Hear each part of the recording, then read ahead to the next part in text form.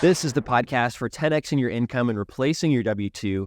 I'm David Lecko. I created a process that's helped people close over 10,000 real estate wholesale deals in the last 7 years in all 50 states. And our guest today is an expert. He's doing deals that are in foreclosure, and they have a very limited time window to find a solution before they actually have their house potentially taken by the bank or auctioned off to investors. And so he has a highly personalized strategy for reaching out and being a free consultant. And for you, these are great leads because there's a very urgent window of when these people will need help. So you're going to learn 6 ways that you can help and truly help somebody who's in foreclosure in this process and build your life towards financial freedom, of course, along the way through wholesaling real estate. All right, everybody, we got Devin Robinson, who made $20,000 on his very first wholesale deal. When was that, and how did you find it, Devin? Oh, great question, man. So I would say that was March or April of 2021. And it was really an interesting story, super unorthodox. So I was actually perusing TikTok, as any good millennial does. And I came across a TikTok that was like, oh, hey, get into real estate without any money and without any credit type thing. And I was like, oh, this is really cool. So I joined some Discord. And then I was talking, as I was learning about it, I was talking to my mom. And I was like, Mom, I think I'm going to get into this real estate wholesaling thing. And she was like, that's what I do, right? And I was like, well, what do you mean? Your mom did this? No, just wait. And so then she was like, I actually work as an acquisitionist for a hedge fund. So my mom actually worked for Amherst at the time. And so it was really interesting. So I built out this system in the process of like just going straight from Zillow for sale by owner and then going to her. But what's really crazy is the very first CRM we had back then was DealMachine. And so I began doing like from there, just kind of learning, and we would go through and try to pull data and try to figure that out. And it was really clunky because we didn't understand how to do it. We didn't know this, like what wholesaling was, because like I was just going Zillow for sale by owner, negotiating with them, and then shoveling it to a hedge fund, which at the time was like a really hot thing, a really hot market, and a really hot way to do it. And then quickly that like crashed and burned. So then I actually had to learn what wholesaling. What do you mean crashed and burned? What exactly do you mean? So yeah, November 2021 is when all the hedge funds stopped buying. So we did, and this was really kind of crazy. My mom, she didn't give us any kind of special treatment. She was buying just like anybody else was buying. As far as the hedge funds, and we did like 70 deals in the first 6 months because we were going and negotiating with these people on Zillow, and then going to the hedge fund and just like milking that source. And then when they stopped, I had to actually learn what wholesaling was, because like that's not wholesaling, right? Like that is a method of wholesaling, but like I had to learn how to go directly to the motivation, either through driving for dollars or cold calling and texting, and learning exactly what that looked like, because that was not part of what we were doing. And so you were just looking at properties on the market, on like for sale by owner on Zillow. And then like the hedge funds were buying so high that it ended up being like, it had actually worked. And we did a ton of deals that way.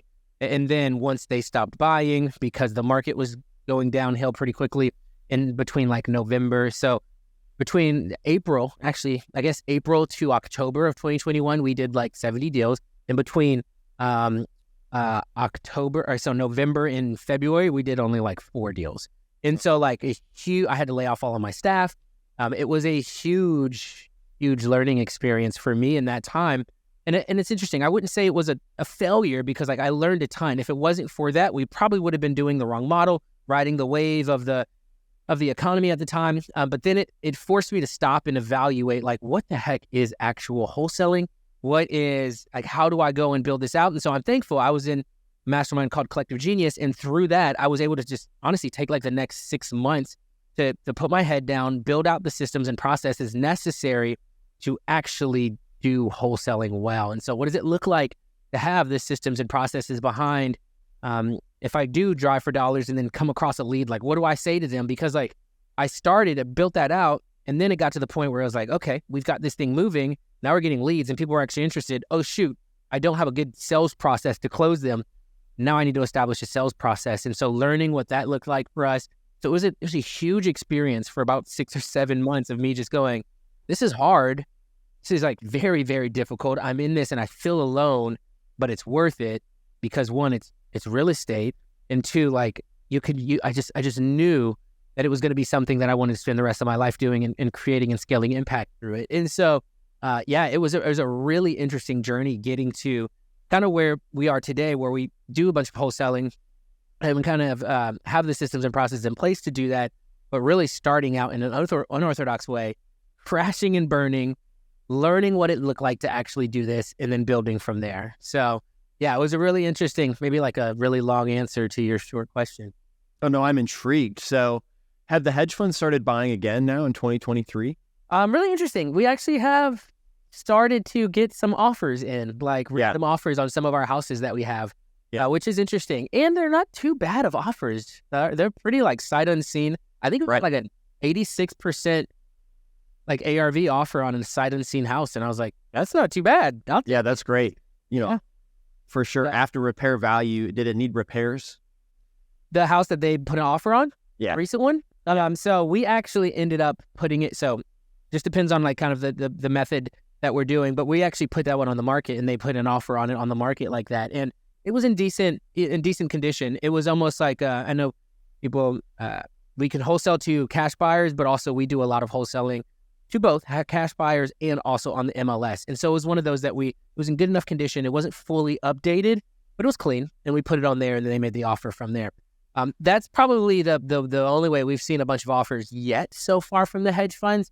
I did have a ton of relationships, but through that up and down cycle, a lot of those relationships, those people got laid off. And so now we are going to look at what it looks like to pull back in, like see if they're buying again and then build those relationships, because at the end of the day, like they can close quickly. And I think we are moving into an age where like, I think if we get to like under 6% interest rates, they're going to start flooding again. And so we'll see what happens with that. But I can tell like right now, because I think the rates as of today are like 6.6% and they're already starting to come back. So I can just imagine what happens as they go down more. That'd be really interesting. So yeah, Amherst is a hedge fund I haven't actually heard of too much before. So I was really excited to hear you say that. Yeah, I actually just did an episode about hedge fund buyers and who they are, where they operate. And a lot of the source of my information was from the Collective Genius Group, where you got to be doing 100 deals per year to be in there, right? So that's like a serious group. It's a crazy group. It's cool, though. There was a post online that said, what hedge funds are you guys selling to? So I didn't see Amherst mentioned on there.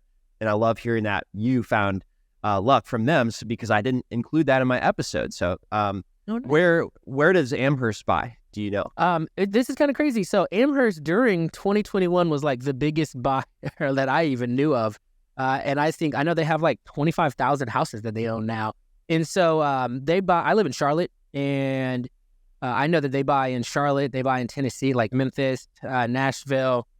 They don't buy a whole lot in Texas. I mean, they buy in like, I had a list of probably like 25 markets that they bought in. So well, anyway, anybody listening can go, find the website. They have a website, right? If you want to sell them a house, you can go Google them. So that's great.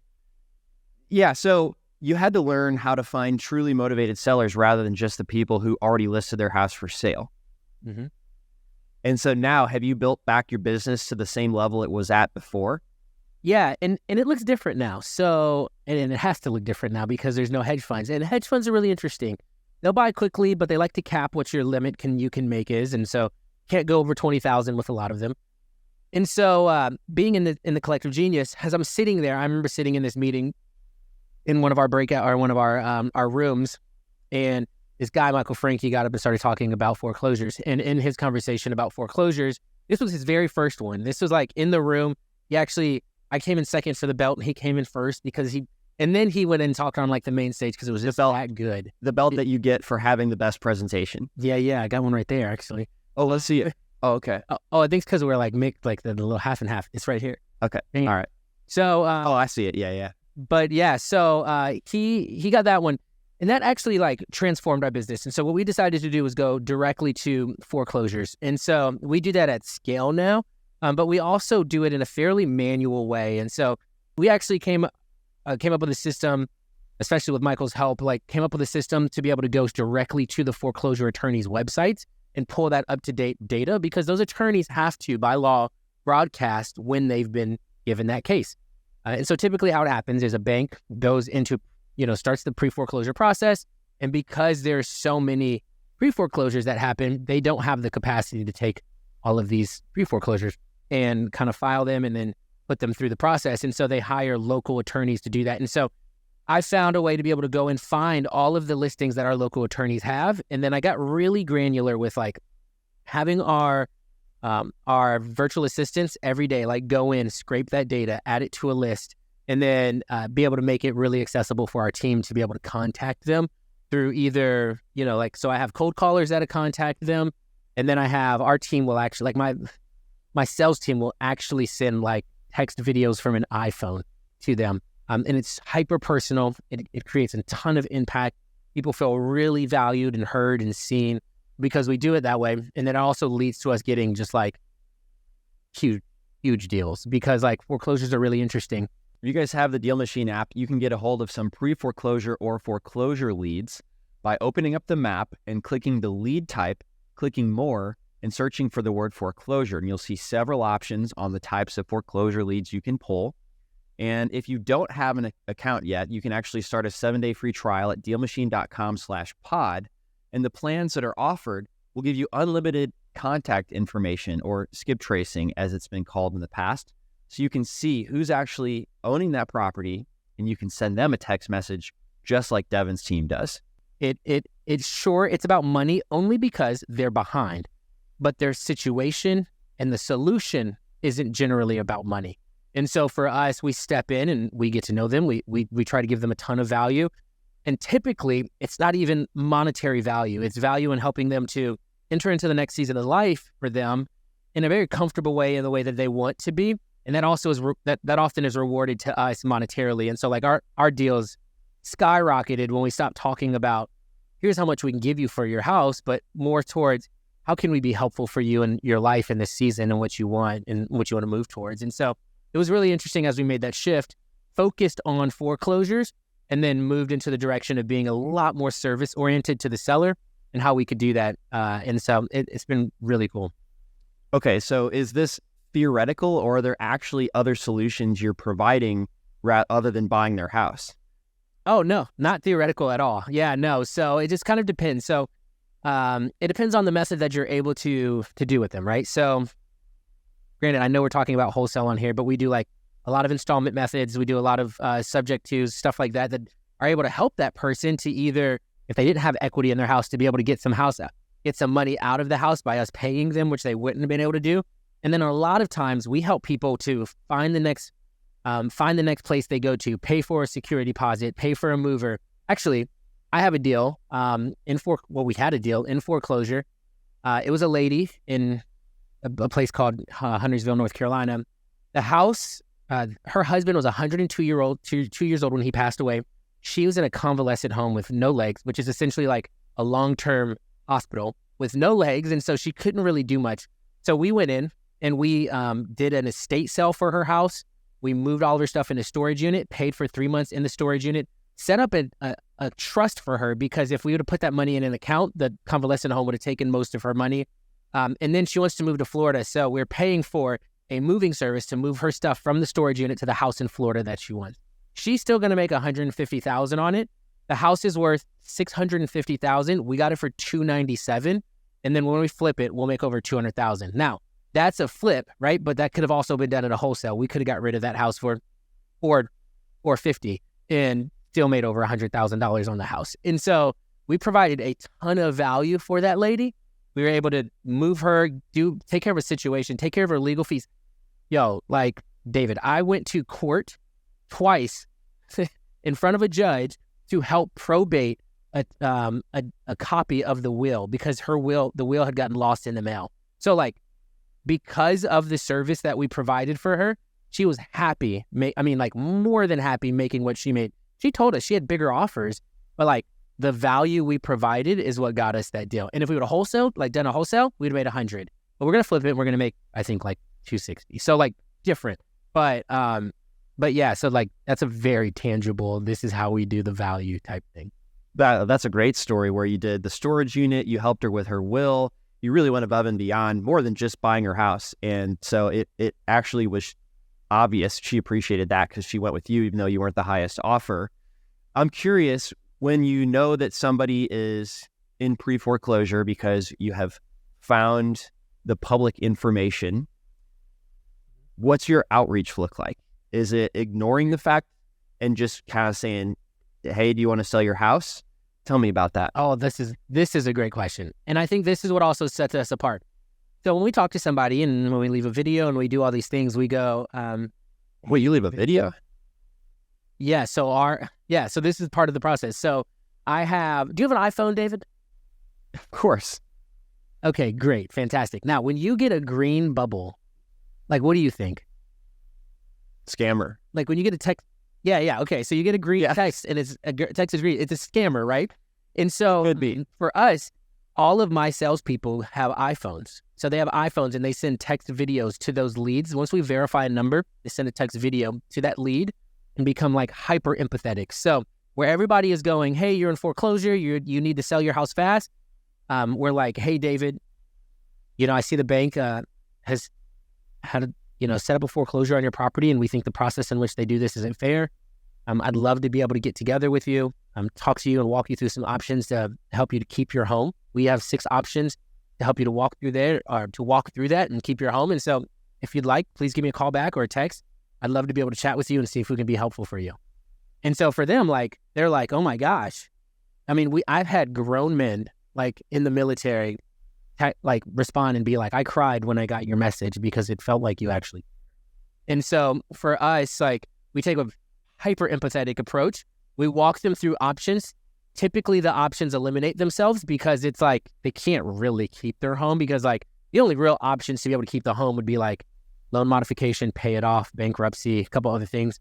And typically the natural option for them is to sell the property, either because once it's filed with the attorney gets it and it's got a court date, very slim chances for them to either pay it off, because in North Carolina, they're within like 21 days.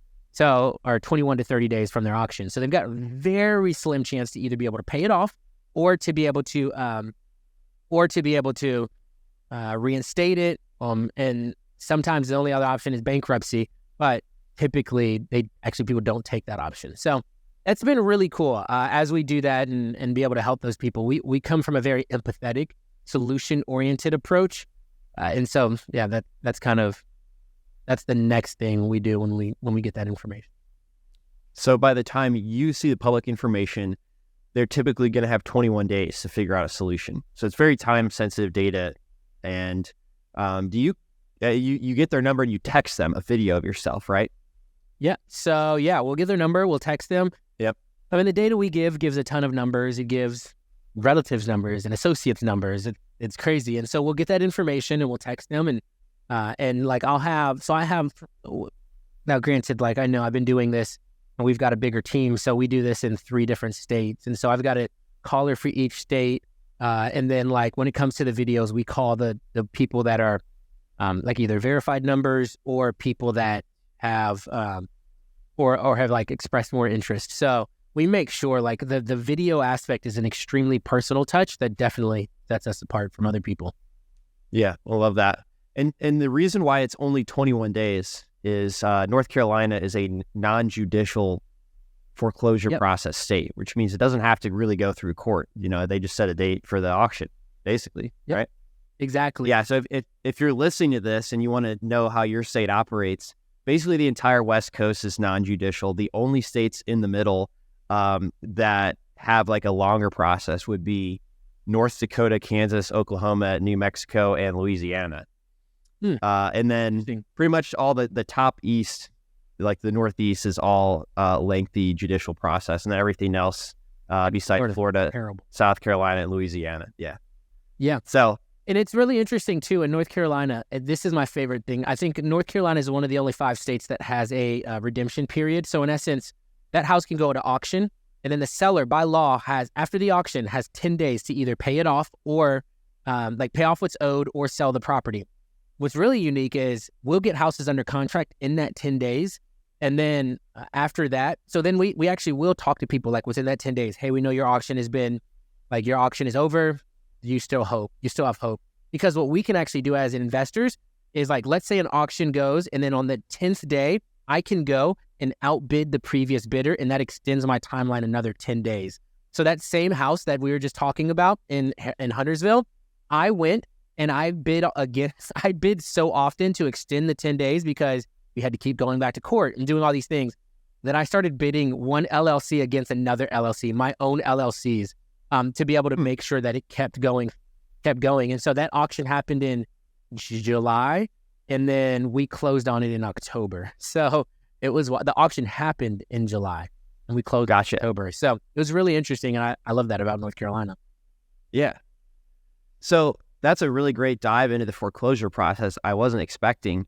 Is what are those 6 solutions? Again, you said they could, restructure their loan, but you can really help them with that. They'd have to work with their bank, right? So we just talk to them and we go, hey, like, which option is going to be best for you? Like, we can't do this, but we can point this in the right direction. We get on the phone with their lender with them. We provide like a ton of value that produces a whole lot of trust. I've had people who in the beginning, like, we help talk to their lenders. We actually help them to get a loan modification through their lender, or even start that process of a loan modification. And then they came back to us later because they remembered the help that we had or that we gave. Right. So these 6 options that we typically walk people through is you can get, have you tried a loan modification?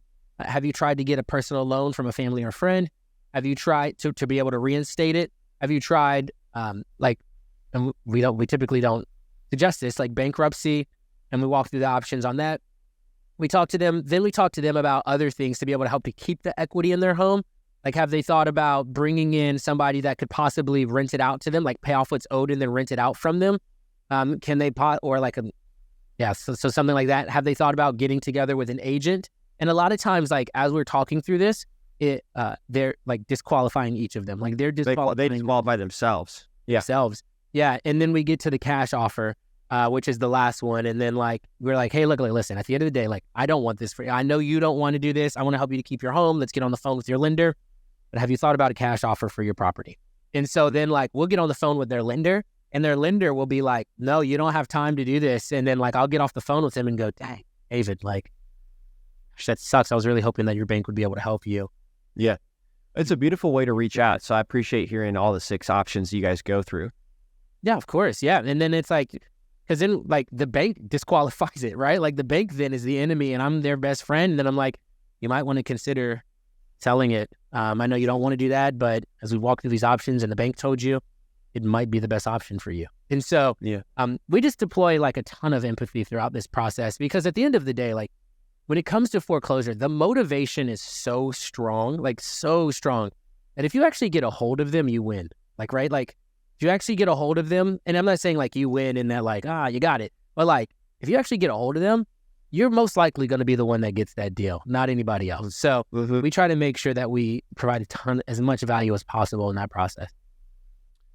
So one of the old things I've heard from people that did deals a long time ago is that the foreclosure process goes through and then the bank owns the property, and they call it REO deals, right? It's like real estate owned by the bank or something.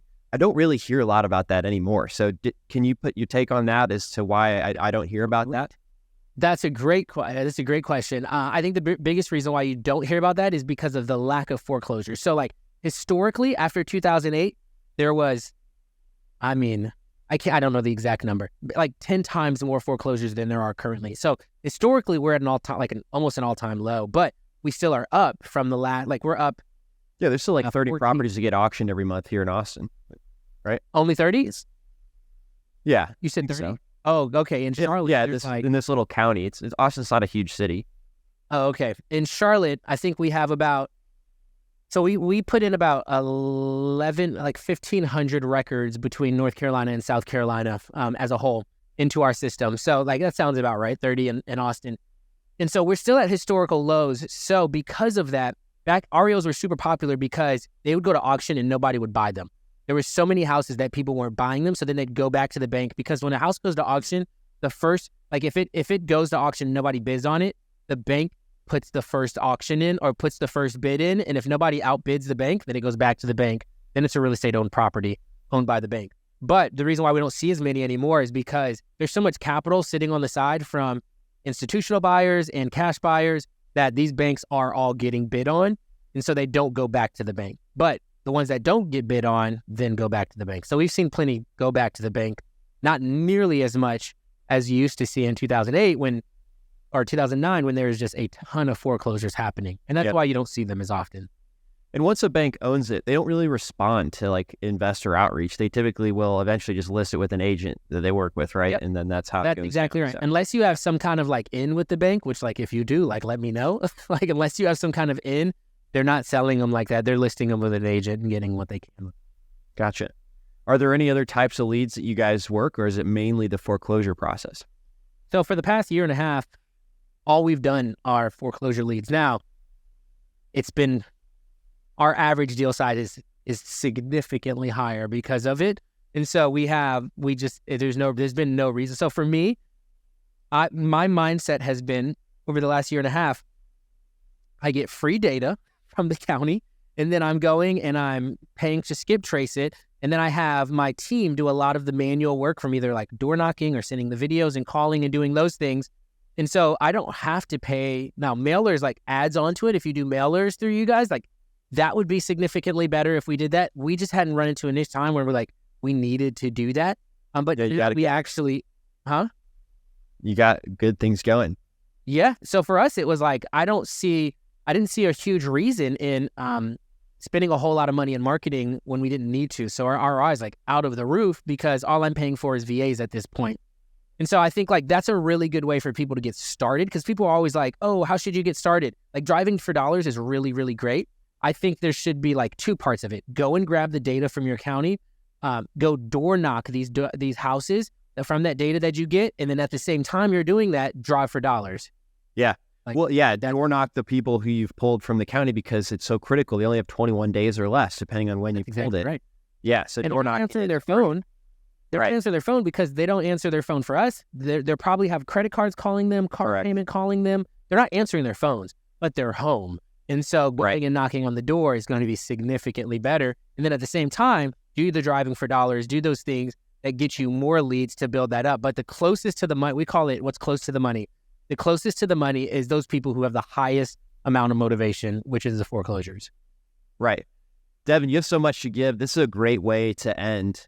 If anybody actually has DealMachine and they have the list of foreclosure leads, you can upload them and then reverse drive for dollars. So the app will guide you to drive by all those houses that are in foreclosure so that you can take the most efficient route and knock on all those doors.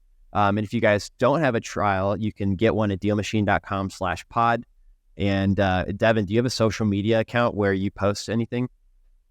Oh, yeah. I guess I post a good amount on Instagram, Devin.Robinson1. Yeah. And then like I just have I have a Facebook group that I don't sell anything out of at all. Like it's just what's the group? Give as much value as I can. You can go to realliferei.com and it'll take you straight to that group. But it's called Real Life REI. So like real life real estate investing. There's a bunch of people in there that aren't investors that want to learn about it. And it's relatively new. I just want to give as much value as I can in there. So, it's realliferei.com. Well, thanks so much. You're a great storyteller, and you've been a great guest.